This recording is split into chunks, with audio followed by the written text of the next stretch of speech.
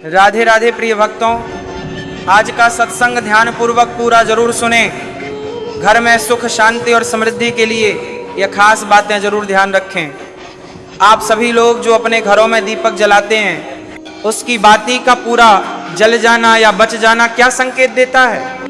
ये आपकी पूजा घर, मंदिर और खास अवसरों पर जैसे कि दीपावली, व्रत और अन्य धार्मिक अनुष्ठानों में दीपक जलाने से जुड़ा है। क्या कभी आपने सोचा है या देखा है होगा कि जब आप दीपक जलाते हैं तो वो आपके जीवन में कौन से संकेत दे रहा है? क्या आपके दीपक की बाती पूरी तरह से जल जाती है या वो आधी जली रह जाती है?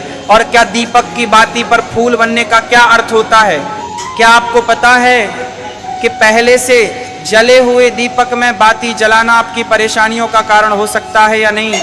और कितने समय तक, कितने सालों तक एक ही दीपक का उपयोग करना शुभ माना जाता है या अशुभ? आज हम इन सभी रहस्यों का पर्दाफाश करेंगे और जानेंगे कि दीपक आपके जीवन में खुशहाली या बाधाएं कैसे ला सकता है। तो भक्तों, आपको जानकर हैरानी होगी कि आप अपने पूजा घर या मंदिर में दीपक जलाते समय अगर ये गलती करते हैं तो आपको इसका परिणाम जरूर भुगतना होगा।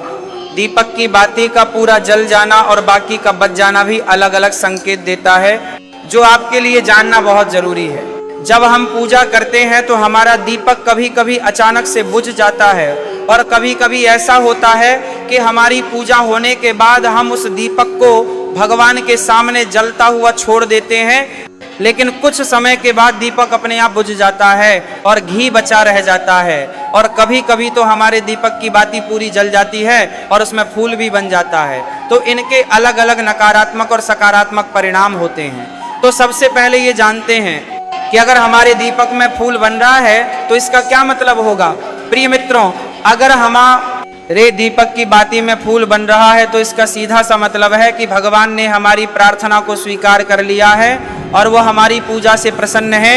वह इस बात का संकेत बाती में बने इस फूल के माध्यम से देते हैं। अगर आपके घर में दिव्य शक्तियां मौजूद हैं और आपके साथ साथ वह भी ईश्वर की पूजा में अपना ध्यान लगाती हैं, तो आपके दीपक की बाती में एक से ज्यादा फूल बनते हैं और कभी कभी साथ ही किसी भी देवी देवता का रूप भी दिखने लगता है।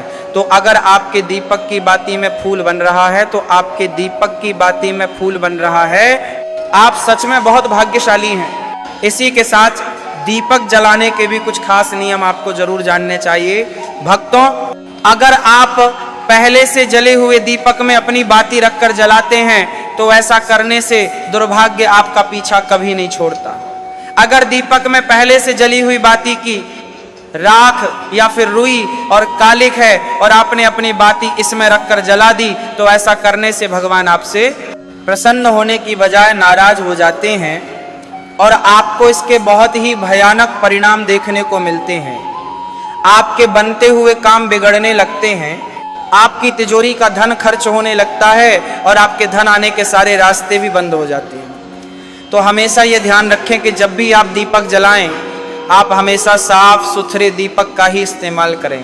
दोस्तों, इसी के साथ कुछ लोगों की आदत होती है कि वह हर थोड़े दिन बाद अपने दीपक को बदल देते हैं। इस पर गुरुजी का कहना है कि आप जिस दीपक से पूजा करते हैं उसे कभी मत बदलिए, आप उस दीपक को सिद्ध हो जाने दीजिए। जब कोई दीपक रोजाना भगवान के सामने जलता है तो वह दीपक समय के साथ सिद्ध हो जाता है। भगवान की सकारात्मक ऊर्जा उस दीपक में आ जाती है और जब भी आप वह दीपक जलाते हैं तो आपका तन और मन दोनों पवित्र हो जाते हैं। तो आप हर रोज उस दीपक को साफ कीजिए, फिर उसमें बाती रखकर जलाएं। आप जितनी बार भी दीपक जलाएं उतनी बार उस दीपक को साफ करके बार बार उसी दीपक में बाती जलाएं। लेकिन अगर आप गलती से भी उस दीपक को बदलते हैं तो आपकी तरक्की में रुकावट आ सकती है। इसलिए आप अपने दीपक को कभी भी मत बदलना। 10 साल 20 साल तक आप उसी दीपक में लगातार बाती जलाएं। इससे आपका दीपक सिद्ध हो जाएगा और आप इसका चमत्कार अपने घर में भी देख सकते हैं।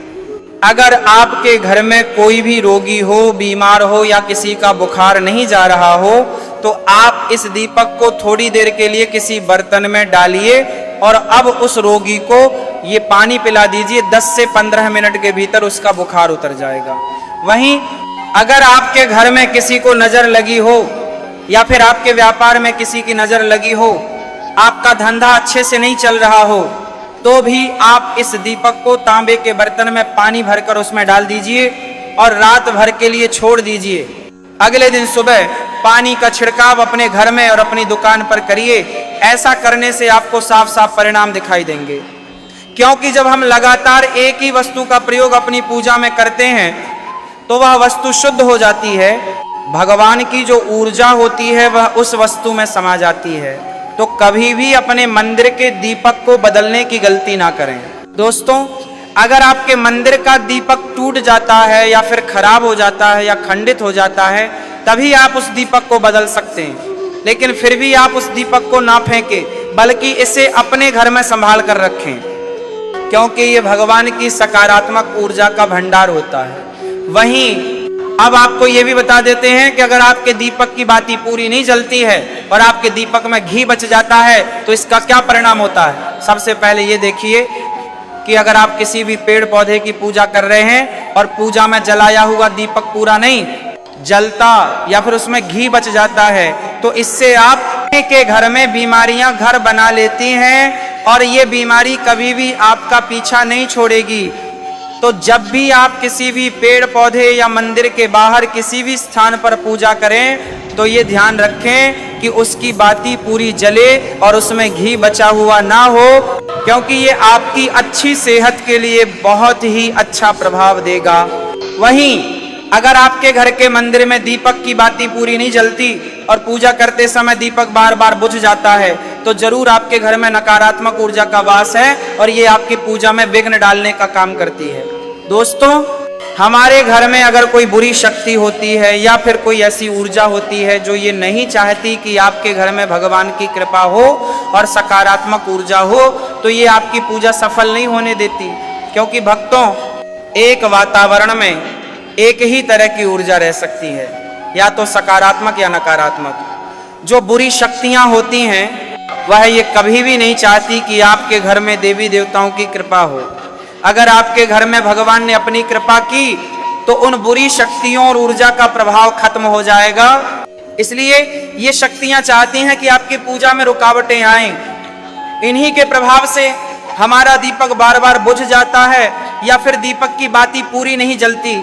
इस सब से बचने के लिए आपको सच्चे मन से भगवान का स्मरण करना चाहिए। जब भी आप दीपक जलाएं, भगवान से प्रार्थना करें कि आपके आसपास जितनी भी नकारात्मक ऊर्जा हो वह आपसे दूर रहे और भगवान की कृपा आप पर बनी रहे। ऐसी शक्तियों से बचने के लिए जब भी आप दीपक जलाएं, गंगा जल से गोल घेरा बना लें और उस घेरे में दीपक को रखें, क्योंकि दोस्तों, गंगा जल को बहुत ही पवित्र माना गया है और महादेव का वरदान भी गंगा जल को प्राप्त है। गंगा जल में सबसे पहले तो कोई भी बुरी शक्ति प्रवेश नहीं कर सकती, इसलिए गंगा जल कभी खराब नहीं होता और हर तरह की ऊता रजा को सकारात्मक ऊर्जा में बदल देता है। अगर आप गंगा जल से बने गोल घेरे में दीपक को रखेंगे तो ये आपकी पूजा में किसी भी शक्ति को बाधा नहीं बनने देगा और कोई भी नकारात्मक शक्ति आपके दीपक को बुझा नहीं पाएगी। आप निर्विघ्न अपनी पूजा संपन्न कर पाएंगे और देवी शक्तियां भी आपके जीवन में अपनी कृपा और आशीर्वाद बनाए रखेंगे। ये जो हमें दुख मिलते हैं ना, ये पाप के कारण मिलते हैं। लोग मारे मारे घूम रहे हैं दुख मिटाने के लिए, सोचते हैं कोई जादू कर दे, कोई टोना कर दे, कोई जंतर बांध दे, कोई आशीर्वाद दे दे। अरे काहे को पागल हो? यदि तुम अच्छे आचरण करते हो, भगवान का नाम जप करते हो, सन्मार्ग से चलते हो, तो तुम्हें किसी से आशीर्वाद मांगने की जरूरत नहीं। बात मान लीजिए, प्रार्थना मान लीजिए। दिखावे में लाखों लोग अपने जीवन को नष्ट करने के लिए तैयार हैं। ये माया का ही तो दिखावा है जिसमें जन्म जन्म हमारे नष्ट होते जा रहे हैं। सत्य मार्ग को क्यों नहीं पकड़ते हो? किसी के आशीर्वाद की जरूरत नहीं। आपको आनंद प्राप्ति के लिए, आप आनंद के बच्चे हो, आनंद स्वरूप हो, जिनसे आशीर्वाद मांगते हो उनके अंदर जो आत्म तत्व बैठा है वह तुम्हारे अंदर बैठा है। वही संपूर्ण आनंद लिए तुम्हारे अंदर बैठा है। तुम्हें किसी से मांगने की जरूरत नहीं। बस तुम अपने स्वरूप को नहीं पहचान पा रहे हो, अपनी शक्ति को जागृत नहीं कर पा रहे हो, इसलिए तुम दौड़े घूम रहे हो। भागने की जरूरत नहीं है। सत्संग सुनो, उसे अपने आचरण में उतारो। ये बात आप कागज में लिख लो, चाहे दिमाग में लिख लो। जब तक आपके आचरण शुद्ध नहीं होंगे, जब तक आप भजन नहीं करोगे, जब तक आप दूसरों को सुख नहीं दोगे, मन वचन कर्म से किसी को भी दुख नहीं पहुंचाओगे, तब तक आप भाग्यवान नहीं बन सकते। यहां से लेकर ब्रह्मलोक तक अगर आपको सुख मिल जाए तो बता देना, अरे ब्रह्मलोक पर्यंत भी सुख मिलने वाला नहीं है। अर्जुन, यहां सुख मिलने वाला है, अरे ब्रह्मस्तंभ पर्यंत भी सारा माया जगत है, यहां सुख मिलने वाला है। अगर सुख चाहिए, सिंधु जैसा सुख चाहिए, तो भगवान का भजन करो। भजन नहीं करेंगे, बैठ के अपने घर में बैठकर आधा घंटा भजन नहीं करेंगे तो मारे मारे घूमते रहोगे, सोच रहे हैं भगवान का अवतार है, हमारा कल्याण हो जाएगा। हे भाई, जब भगवान वास्तविक अवतार लिए थे और जिन्होंने भजन नहीं किए उनका भी कल्याण नहीं हुआ। भगवान के अवतार के समय हम भी रहे होंगे, कहीं ना कहीं किसी जीव जंतु के रूप में कल्याण हुआ क्या? अब भजन करोगे तो कल्याण हो जाएगा। हमारी बात मान लो। बार बार आपको कभी कड़वे शब्दों में, कभी मीठे शब्दों में बताते हैं, हे भाई, बचपन से भगवान के मार्ग में लगे हुए हैं, हमको अपना कर्म भोगना पड़ रहा है। जो शरीर रचना के समय रचा गया था वह सुखद या दुखद कर्म भोगना पड़ेगा। रामकृष्ण परमहंस जी को कैंसर था, भाई हनुमान प्रसाद पोद्दार जी के उदर में कैंसर था, बड़े बड़े महापुरुषों को भोगना पड़ा। तो प्रारब्ध को भोग लो, ये भोगने की सामर्थ्य नाम जप से आ जाएगी और नाम जप करके जन्म मरण के चक्र से मुक्त हो जाओ। मान लो मेरी बात। क्या वृंदावन की परम पावन रज से बढ़कर त्रिभुवन में कोई रज है?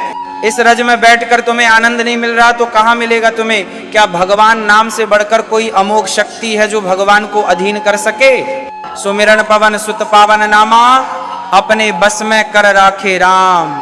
लेकिन समझ में नहीं आता। ये जीव सोचता है कोई तपस्वी, कोई सिद्ध से हमारे दुख दूर हो जाए। नहीं, भगवान के वचन सुन लीजिए। दैवी है यशा गुणमयी मम माया, मामेव ये प्रपद्यन्ते माया में ता तरंती ते।